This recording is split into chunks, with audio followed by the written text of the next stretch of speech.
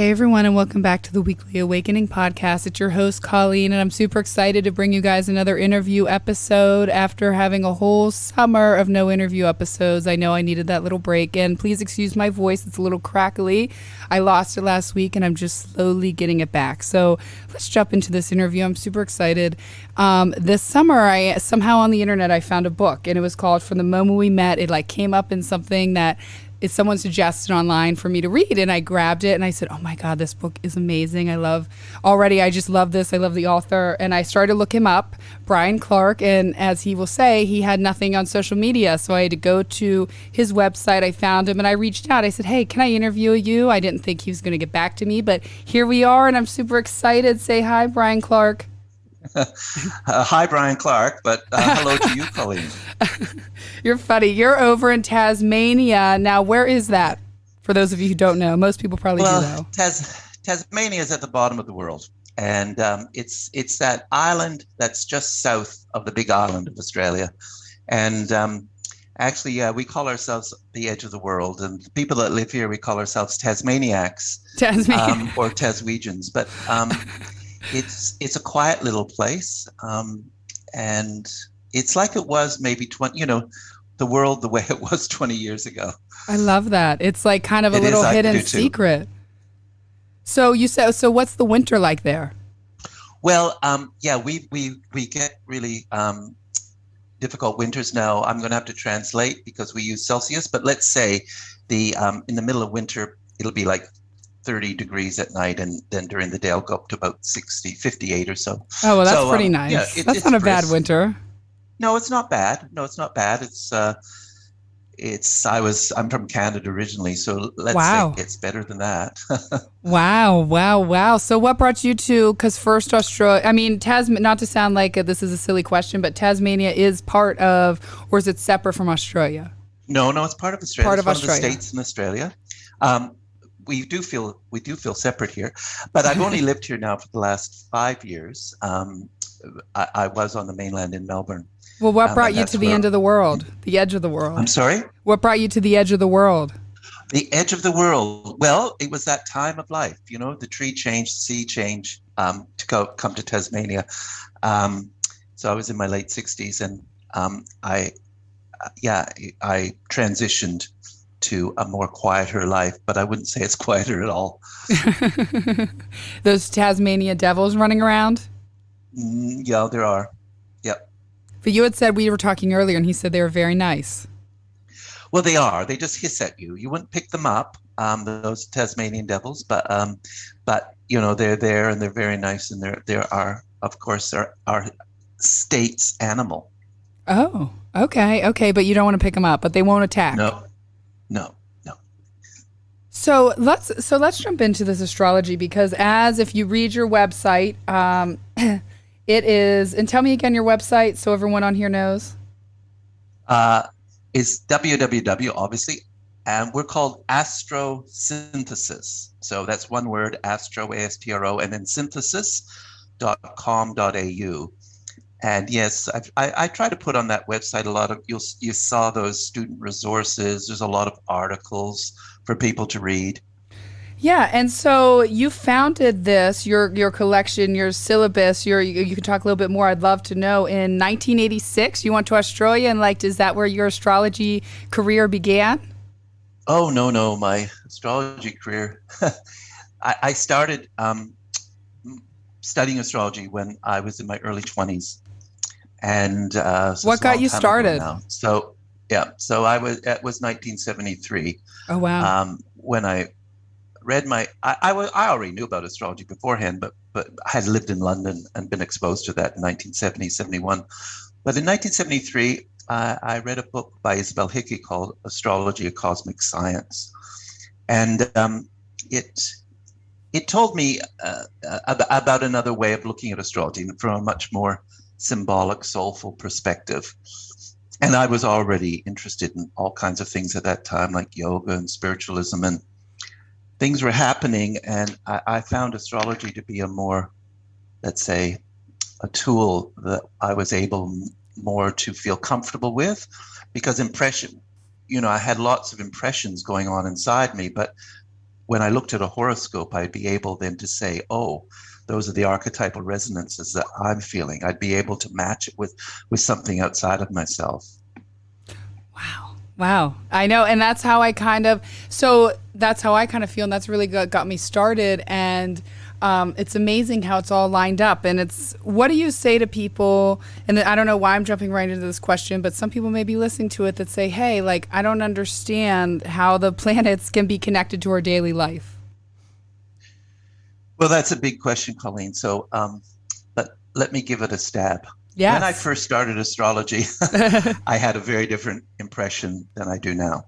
So all these many, many years later, after many, many clients, students working with astrology, it's not a cause-effect relationship. It's not because Jupiter is just now gone back into Aquarius that this is happening. It's not a cause-effect. There's something about the symbols, that when we engage with symbols, they have a kind of sense of, affect upon us. By that, what I mean, there's a kind of a sense that we start thinking about a symbol, we start thinking about what that might mean, we start conceptualizing it, and memories and feelings and all that start to arise. And that's when the kind of wheel turns and we get more, I guess, insight into that. So one of the great dilemmas of people starting to study astrology is that they see it as this means that. So I'm always deconstructing with students the idea that because they have this aspect, that's what this means in their life. They tend to project their life onto the chart rather than letting the chart reveal to them about their life. Wow. But we have to learn, and we have to go through all of that kind of confusion in many ways about what astrology is to really hear it speak to us. And I guess what you'll see, even as I'm speaking now, I can't find the right words to explain that to you. You're doing a pretty good job. It a mystery. I'm sorry? I said you're doing a pretty good job. Well, it's very difficult, Colleen, to try to explain, because astrology isn't about explaining something. It's about revealing something. Wow. I love love things that. can only be revealed if we start to approach it in a different way. Like if we turn it upside down to look at the bottom side of it rather than just seeing the upside of it, or if we look at it a different way. So there's many, many different ways to think about astrology. And that's where I guess I came to about my last book called Soul, Symbol and Imagination was my looking back on all the years I spent with astrology, because I now had time to understand what went on with me. I sat with so many clients and things happen that are beyond words, just beyond words. Is there a story that comes to your mind, or a moment that comes to your mind? Well, I just had a story this week with a client, yes. I will just say this about it. A very difficult relationship with her daughter, who she hadn't spoken to for some time, many years, and a regular client. And in speaking to her, something changed as we were speaking. And within 24 hours of our consultation, her daughter phoned her out of the blue. Now, that's just one example of many things that happened.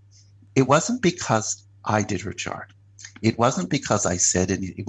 It was a kind of moment in time with astrology that you enter into this space between worlds. And if you hold all that in a sacred space, I do feel that magic happens. We don't make it happen. It just happens. And I think it happens because we have the right attitude and the right approach to it. Yeah, and it's almost like a sense of letting go, right? Letting go of this world and being open and sort of letting go of our pain or whatever it is that is holding us back, and just being open for a free-flowing message. Yeah, absolutely. It's being open to, it's not letting our opinions and worldviews and the temporal world that we live in, this very temporal, literal world, not letting that dictate the reality of our experiences, because so many of us have experiences beyond this world. Yeah, we really do. We really do. Now, what came first? Did you start your school? Did you start teaching first, really, or did you start like working with clients first? Well, I started working with clients first, and then and this was way back. I Was guess my this in first client, Canada I'd or say, Australia? in Canada. So my first paying client would have been, I think, probably about 1978, Oh my God. and then shortly after I started teaching, that was in Canada, and then I did, living in Canada, I went a lot to the States. And I was on a cruise. I was invited to speak on an astrology cruise with a group of astrologers. And I had been also invited to go to Australia the next year. But ironically, on that cruise was a woman from Australia who I am now married to for the last 30 some years. Wait, and so she was from Australia? She was from Australia. So that's how. And she was an astrologer? I'm sorry? And she's an astrologer as well? Yeah, she is an astrologer as well and a family therapist. So that's how we formed our school. And we created our school then, which lasted for a good Saturn return. When I say lasted, it was time to let the structure go, because the internet had come along, and we had face-to-face classes every week. Wow. For all those years, we had first year, second year, third year, fourth year program. Wow. We had a center which had a psychologist, a naturopath, a dream therapist, and oh my gosh, astrology. Yeah, it was called the Chiron Center, and it was a very vibrant school and meeting place in Melbourne for all those years. For how many years was it there? Well, we started in 1986, and in 2015 we had our closing ceremony. Wow. Oh my gosh. And so many people. 29 years, isn't it? That's a Saturn return right there. Wow. That's a Saturn return. How did you feel with closing it? Did you feel ready, sad? Like, I'm sure a mix of emotions. I'm sure. Well, it was. Thank you for asking. Thank you for asking. I've got chills now, because if you can imagine, for 29 years, we had a space where every week, students would come and they'd walk in the door and feel that they could talk about all the things they could never talk about. Plus, and that was matched with, we had dream groups, and as I said, we had the naturopaths do the health classes, and we had all kinds of classes. So when we closed, it was quite beautiful, because a lot of the older students came back. And of course, you form all these relationships through the years with people. You're part of their life. And what they always appreciated is that the moment they walked into the center and closed the door, they were in a space that honored something that didn't get honored in their daily life. And that was always highly, highly comforting and quite moving. And so I feel enormously enriched, rewarded, acknowledged, for having had that life and that opportunity. I feel quite emotional saying that, but it was a great gift that astrology gave me. That's beautiful. And I bet you and your wife and everyone else there was a beautiful, magical gift that you gave to everyone else. Well, there's always that sense of there's a sense of you get back sometimes what you give, Yeah. And and vice versa. I was touched in many ways by many of the students, and so you're and still my colleagues. And enormous. I'm sorry. Oh no, I was just sorry. No, continue. I was just going to say, you're still online though? Is everyone still online? Are all the colleagues together? Or what happened then is what happened as I moved to Australia, I still had all my regular clients. I kept, I have many regular clients. I still have a lot of students we had our distance learning program. And so they were still finishing up their certificates and diplomas, and they're still doing that. I mean, it takes nearly 7 years for the students to finish their diploma. Wow. And because there's all kinds of study and work, and they write a thesis and so on.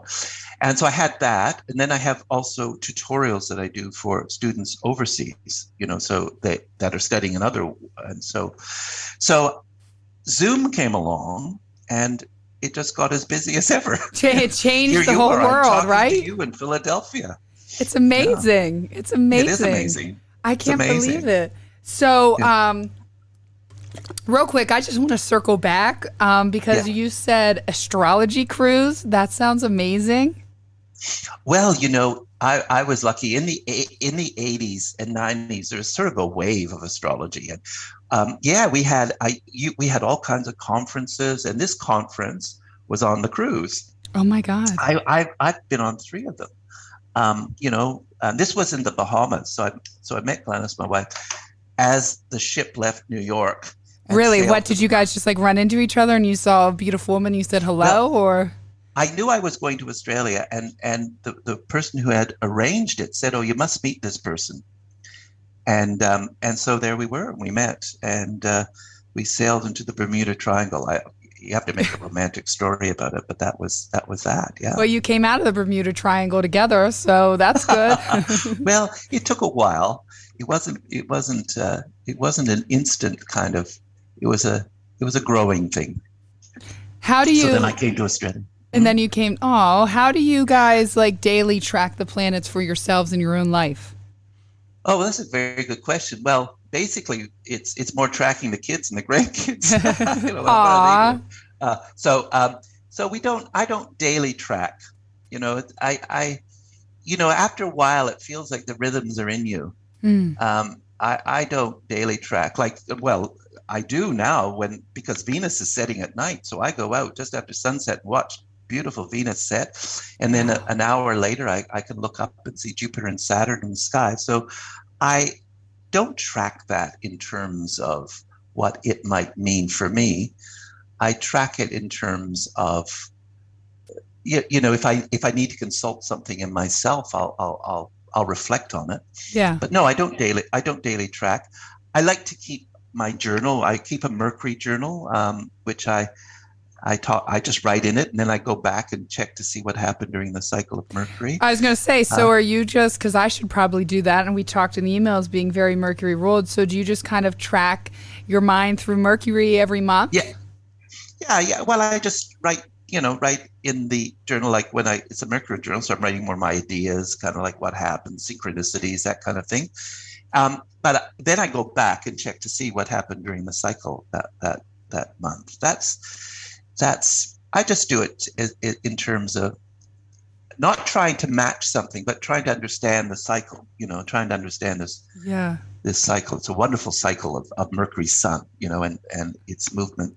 And I love that. Now, do you guys, so you do track your children and grandchildren a lot? Well, when you say track, it's interesting.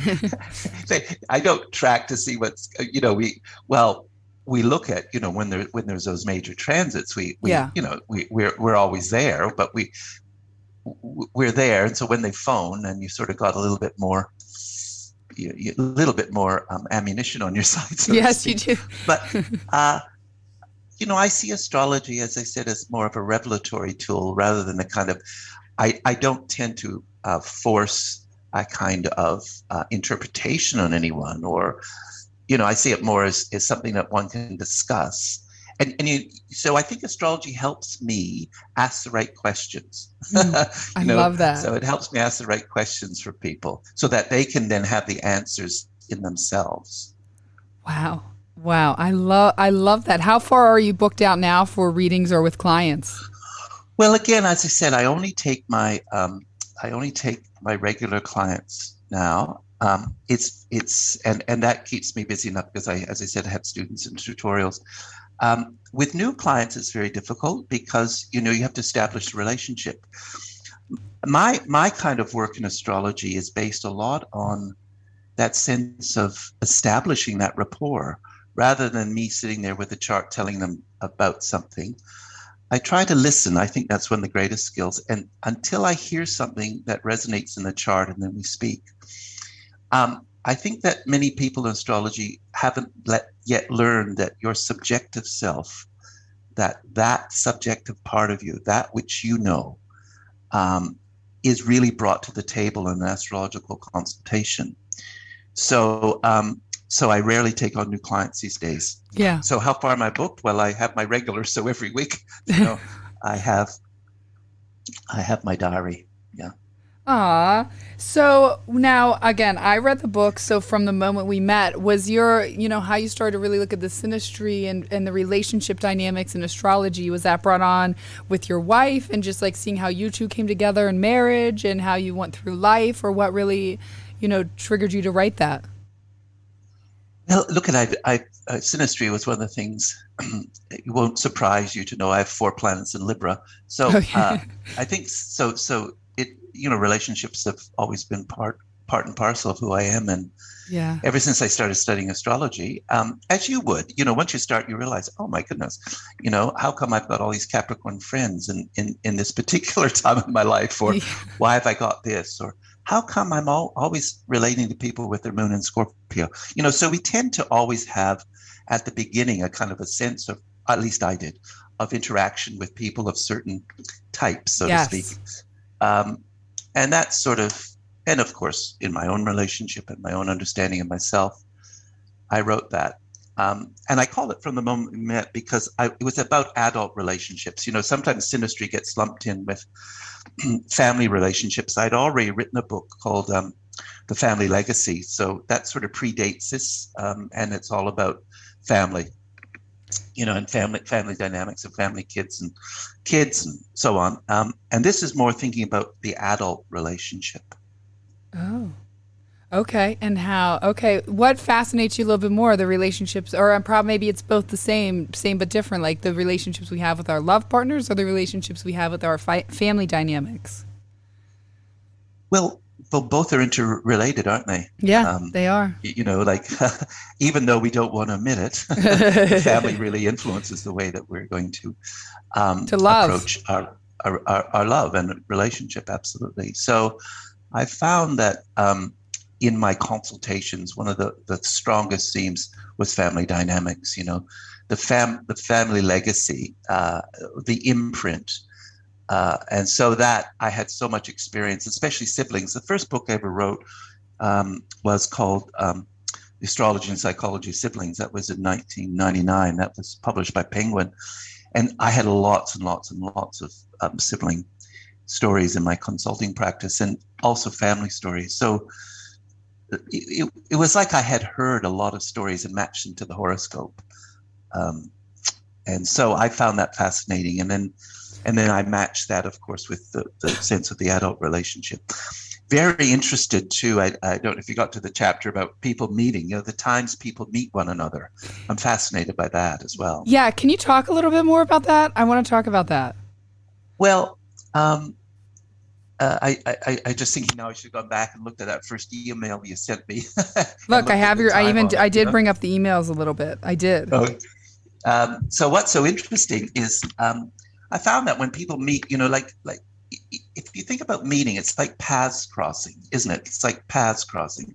Yeah. My path crossed with Glennys at that moment in time. Why? Yeah. Well, I don't know why. Do we ever know why?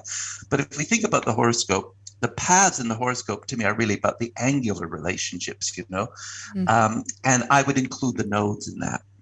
You would? Because the nodes, yes, because we can think of the ascendant, descendant, and midheaven IC also as nodes, because nodes mean the interaction or crisscrossing of 2 planetary orbits. So what we have then with the ascendant, descendant, and MCIC, I use the vertex, anti-vertex, and the nodes. Those are all paths in the horoscope. And so I've often found at times these very interesting meetings and important meetings that there are crossing of those angles between the 2 charts, or important planets on these angles. When we're meeting, right? When we meet someone important in our life, transit. Our partners. Or for instance, if we looked at that moment of meeting, perhaps my ascendant is on your vertex, or there's a major transit to my ascendant or descendant or node. The nodes are very important. The nodes are, yes. Yeah. Why are they important? Well, because the nodes talk very much about that intersection zone between the path of the sun, the ecliptic, and the path of the moon. So you have the sense of the paths of spirit and soul, Wow. And so they become very important. They hold a resonance of a very deep sense of how we live out our spirit and soul in temporal time. When I say temporal time, I mean the literal world. Wow. So the nodes represent a lot of that. Wow. What do you have? Do you have a favorite planet? So is your favorite planet Venus? My favorite planet, I would have to say, is Mercury. Me too. Like I have Venus and Scorpio square Pluto. Oh. So I'm not gonna talk about my Venus, but I'll talk about my Mercury. I got Some Gemini darkness there. No. Yeah, let's talk about your Mercury. Well, my Mercury is retrograde, and it's conjunct the Moon and Neptune and the South Node, and it rules my ascendant. So I think that little glimpse talks about my interest in the imagination, my interest in symbols. Was anyone in your family into astrology before you, like your parents or anything? No, but no, not at all. But in terms of my family, having Pluto on the IC, there was. I don't know if call it a secret, but I grew up never knowing I really had a grandfather, my father's father. I knew his mother had died when he was 16, and there's a big story in the family, but eventually he found my father after many, many years. And I learned from that link to my grandfather that he had these sisters who had been, what were they, great aunts, who were spiritual mediums. Wow. And that made great sense to me because I had always been interested in spiritualism, and I had actually, been to many, many spiritualist churches in my day when I was very young. And then later in life, I found out, that I had this ancestry in England. Wow, that's fascinating. Are you still very spiritual now? I mean, it is related to the planets, but do you have a daily practice with your spirituality, anything? I wouldn't say a daily practice. No, I think part of my daily practice is just reflection. Yeah. Writing and writing my dreams, following my dreams, being more reflective, taking a walk every day with my dog. That's my meditation. Yeah. That's it. That's absolutely meditation. That's amazing. Yeah. Now, do you have a favorite book that you wrote? So we have a few here. The Sibling Constellation. Oh, writing such a, like most of the books that I've written have been from all my student notes. So the book that you read from the moment we met is based on all my student notes from teaching all those classes all those years. Wow. But if I were to say, is there a favorite book I've written, it would have been The Soul, Symbol, and Imagination, The Artistry of Astrology, because that's more reflective. That's my reflections back. That's going to be my next one I read of yours. I'm sorry? That's going to be the next one I read of yours. Oh, well, I'd be interested in your views of that. But I reflected back on my time in astrology, that because it gave me my living, it gave me my livelihood, and it gave me my passion, really. Yeah. Oh my God, I love that. Now I want to circle back and talk about a Saturn return, because some people are listening and they hear me talk and they're saying, what's a Saturn return? What's a Saturn return? I had my first Saturn return. I'm 33. So I like to say I came out of it, it was a couple years, and I came out of it whenever Saturn left Capricorn. And so for me, it was like the biggest, I felt like I came in and I saw the karma. I came in with my family, the lessons I needed to learn through, generational karma, through various things. And I almost feel like I mastered a big test. I mastered okay, I grew, I thrived, I went through a lot of pain, and now I came out the other side, and I'm ready to be who I am today. Yeah. Well, the Saturn return, first of all, I think we must acknowledge that all planets return. Every planet has a cycle, so every planet returns. We don't necessarily we think always about our solar return because that's our birthday. Yeah. And I always encourage people to think about that.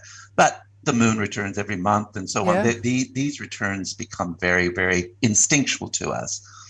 The Jupiter return at 12 and 23 and 36 and so those are very important. But your Saturn return, you're absolutely right. Why?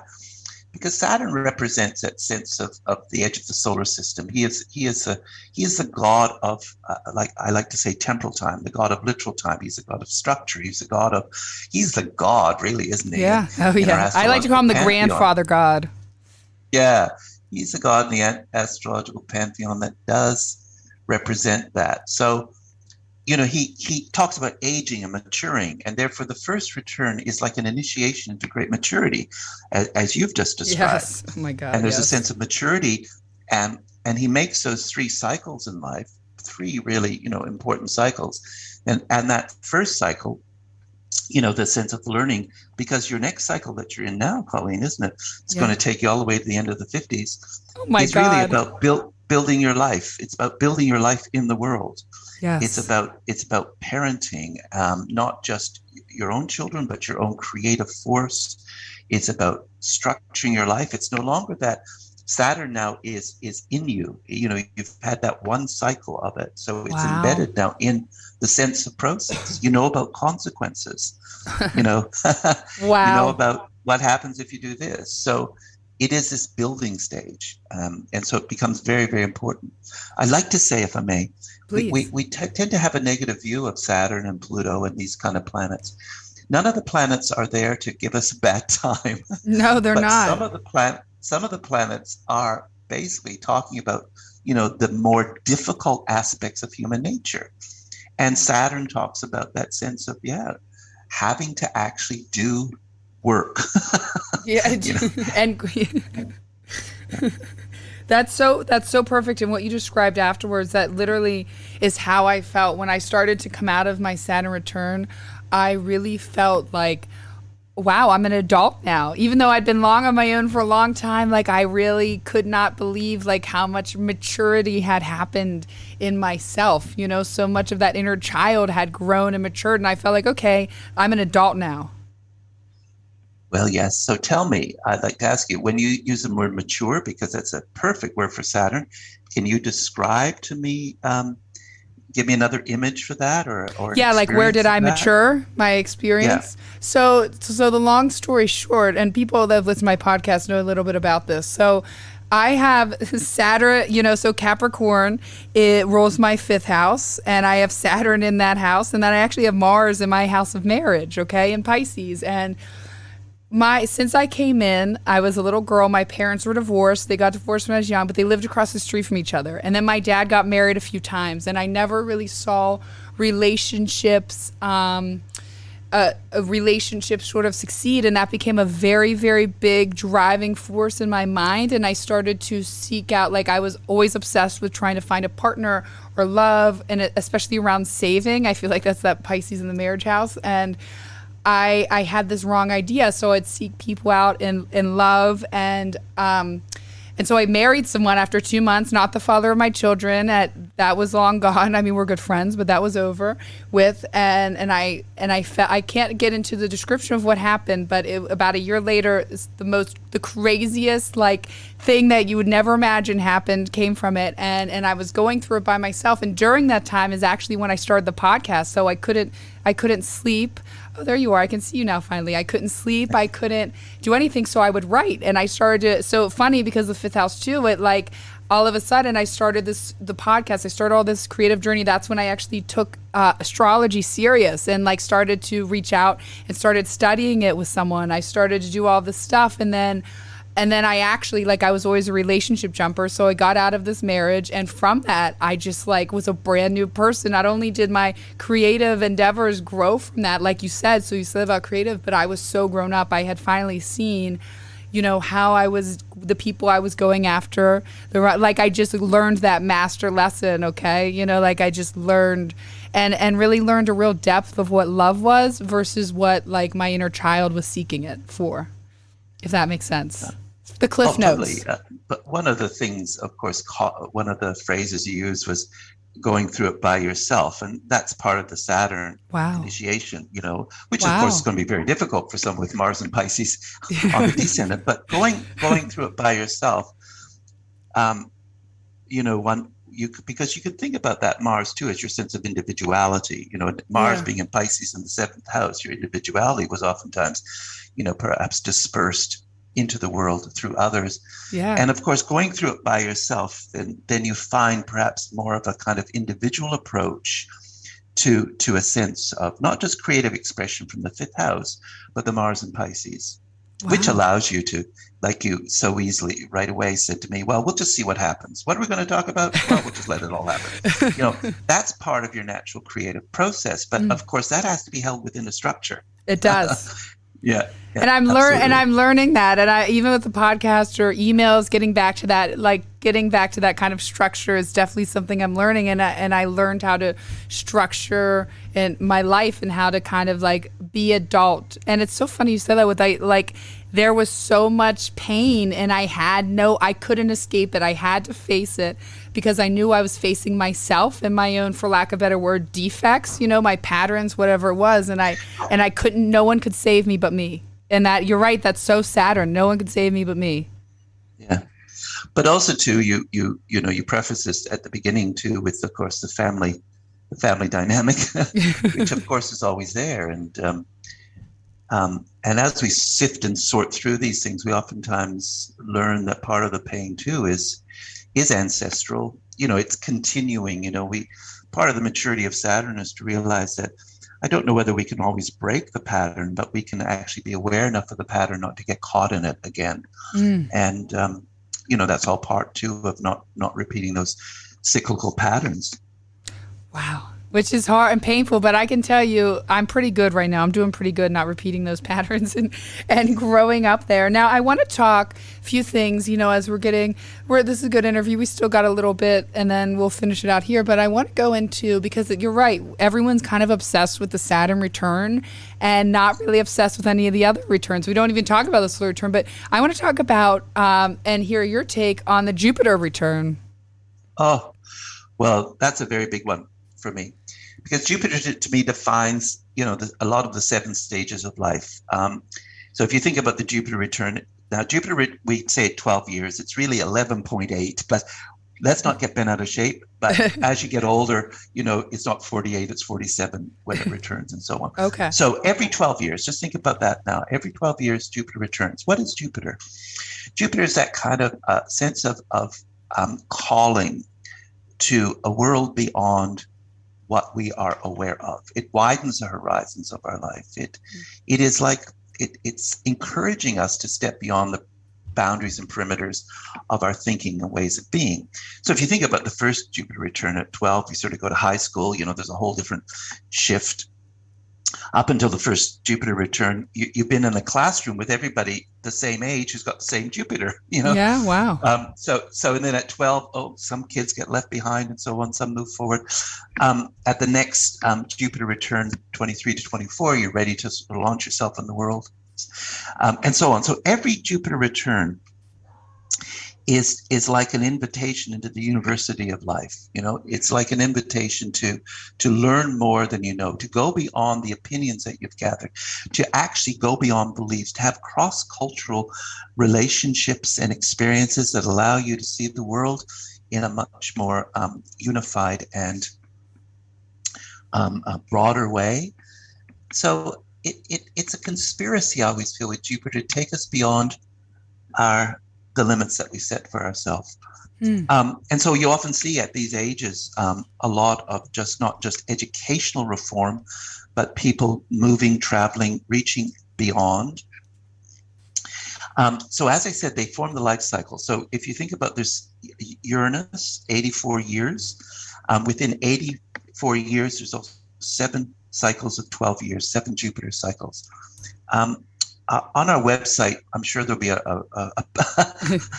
article about that because I've done a lot of work on the Jupiter cycle. Actually, if I may, Colleen, be very, very bold, and the new book that I have out is called Astrological Time. Yes. And in that, I go into a lot about the Jupiter returns. Astrologer. So I have a lot of very important. Now, I think you mentioned to me before, I didn't write it down, but you have, am I allowed to say this? You have 2 children. Yeah. And one is just approaching their Jupiter opposition. The other, I think, is just past their Jupiter opposition. So that happens around the age of 6 years old. And that is the first initiation, I think, very importantly, into Jupiter, because it's like the beginning of the expansion for the child into, the schools and schooling and new ways of thinking. Wow. So the oppositions are also very important too. 6, 18. And of course, what happens at our Saturn return? We have Jupiter opposition. So Jupiter and Saturn form a dynamic of 20 years. They have a cycle. And so when you will have your next Saturn return at 59, you'll also have your Jupiter return. So when you have your first Saturn return, you have your Jupiter opposition. Okay, yeah.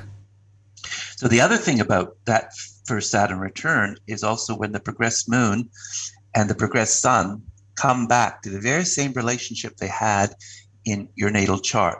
Your sun is one sign later, and your moon has gone all the way around plus one more sign. So there are many things that happen at that age of 29 and 30 in terms of structuring our world.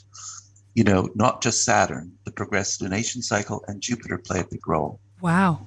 And yeah, I mean, I think with Jupiter too, and probably says like I'm a pretty faithful spiritual person, so probably like renewed sense of faith coming from the hard times, right? And the growth and the growth from that. Now, what can you say about the great, what do you expect these next 20 years with the great, Jupiter Saturn conjunction and moving into Aquarius and everything? Oh my goodness. What do I expect? I'm not one to use the astrology to think about economics or social patterns, and why? Because it's too subjective to me. I can't be objective enough.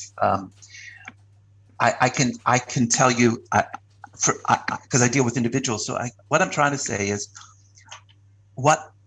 there's a difference between expectation and hope. What I would hope with that Jupiter Saturn new alignment in Aquarius, the beginning of a whole new air pattern and so on. What I would hope would be a kind of sensible reconciliation of values, human values, to bring back, the sense of human values, the sense of democracy, Aquarius, the sense of union. That's what I would hope.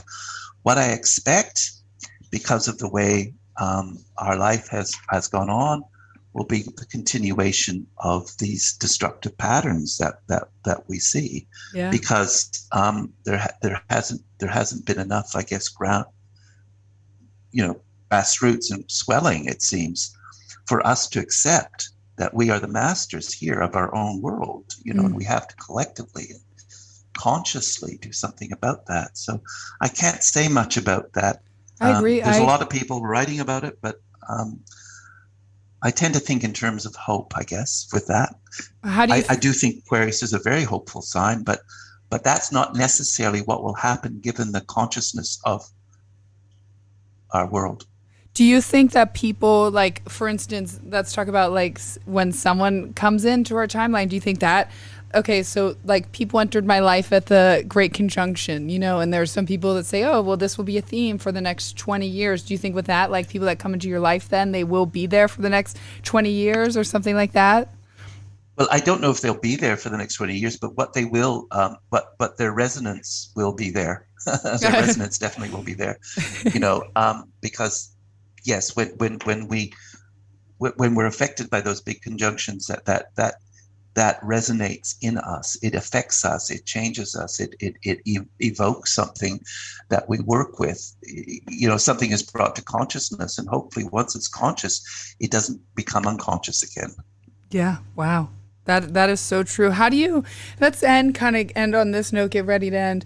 How do you feel with? I loved like the feelings of Jupiter moving into Pisces, and we had that for a little bit, and growing things. How do you feel with Jupiter moving into Pisces? Well, I think what Jupiter moving into Pisces is doing is preparing for its conjunction with Neptune. And so Jupiter and Neptune will both be in Pisces and both be in that last sign of the zodiac, which has a lot to do with a sense of I guess Jupiter in Pisces would be on the best levels to understanding the affect of images and imagination on us. Like we can use all these images that are out there. When Neptune went into Pisces, Instagram and all those things started. We were just flooded with images.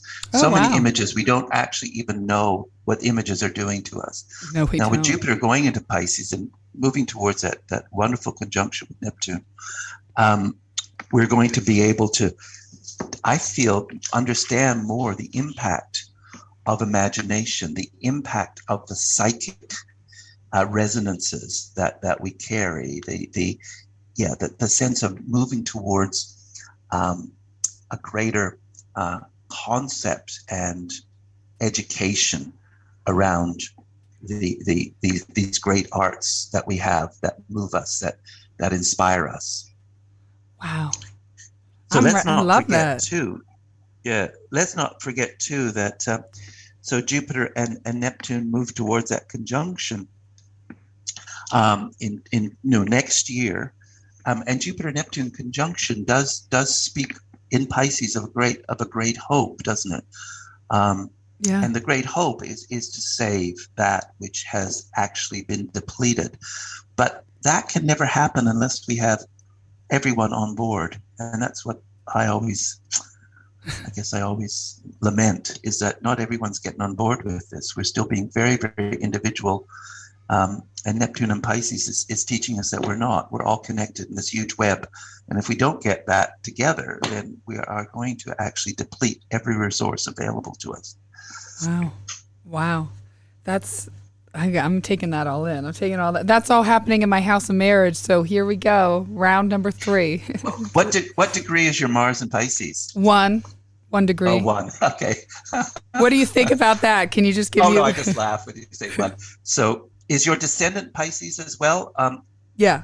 Yep. And my ascendant is Virgo. Yeah. So you have Mars. You have an angular Mars. Yeah. So what is that? Just tell me what your take on that. Oh well, when I said that, what I was thinking about is your, like the way you described getting your podcast done, getting out there, doing things. It was like, like you were so active before trying to get the relationship work done.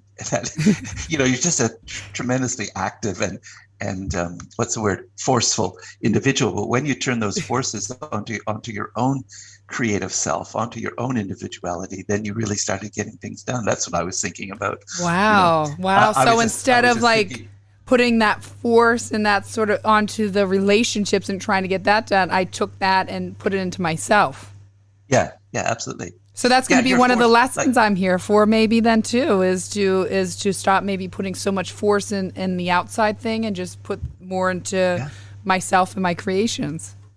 Just you just show up in a relationship and you'll change it, because the Mars in Pisces is a kind of, it's like it's a role model for someone who is imaginative. You probably were drawn to the more creative types who actually then prove to actually not be able to do much. Oh my God, yes. You had to see it outside yourself so that, you could find it in an appropriate way in yourself, so to speak. Oh my God, yes. Oh my God, yes. I wish you were still doing readings. I wish you were. That was awesome. So I feel like after I read, just so you know, hopefully you'll be on board after I read a few more of your books. I need to have you on here. It's almost 50 minutes. We're at the end now, but I'm like, I feel like I hope if you would come back again throughout down the road. Oh, well, of course. It's been fun. It's been great. It's been so fun. Your knowledge, and you just you're so knowledgeable. Now, again, so you are still teaching classes online and everything, just for the listeners? I don't teach classes online. I do a lot of seminars. So let's see, my next, I've just finished a whole couple weekends for the Faculty of Astrological Studies in England. We looked at the outer planets and the inner planets when they meet in the horoscope and also by transit. And then I just finished a 4-part series at the Jung Society on time. Oh. So, and then my next one, I'm going to do the cycle of Mercury for the London School of Astrology. That's, I think, in September. And then something I call the zodiac, which is looking at the animals of the zodiac. And that's also coming up. And then I'll do classes on synastry in October with the Astrology University. So there's many schools that I'm more of a roamer now rather than staying in one classroom. I roam around. Well, your Mercury's loving that. Gemini Mercury rising. loves it. It's moving around. So do you have that on your website? So if people wanted to look that, if I wanted to find it, do you show where you're... No, I don't put it on the website, but I have a newsletter. I usually put the newsletters out with that information. Oh, good. I'm going to make sure that I am subscribed to that. Now tell our listeners your website one more time and anything else you want to say about your books, anything. No, I appreciate that, Colleen. Thank you so much. It's Astro Synthesis. .com.au, and I tell all my students that I wrote the books later in my life because that was part of my retirement package. So I try to guilt them into buying the books for my retirement package. Everyone buy the books. I'm telling you, I can't wait to get all of them. I'm going to post a list, of everyone going to my social media with all the books. So if you're listening to this and you didn't catch some of the ones that were talked about, check me out, on Instagram at the Hair Healer 1111, and I will have a list of the books, of his books on there too. And in the show notes. Colleen, may your Saturn in Capricorn treat you well and structure that creative force of yours and go for it. I am. Thank you. This has been amazing. I mean, I'm serious. I wanted to keep going. This was so good. This was such a good first interview back after my summer break. And oh my God, I feel so jazzed, so ready with you. Thank you. Thank you so much. Thank you for. Well, it's pleasure meeting you, Colleen. And thank you for supporting me. And to all your listeners, this is great. You're doing a great job. Thank you so much. Thank you so much. Thank you so much. Thank you so much, Brian Clark. Thank you, everyone, for listening and checking out the Weekly Awakening podcast. Have a fabulous week. Thank you and goodbye.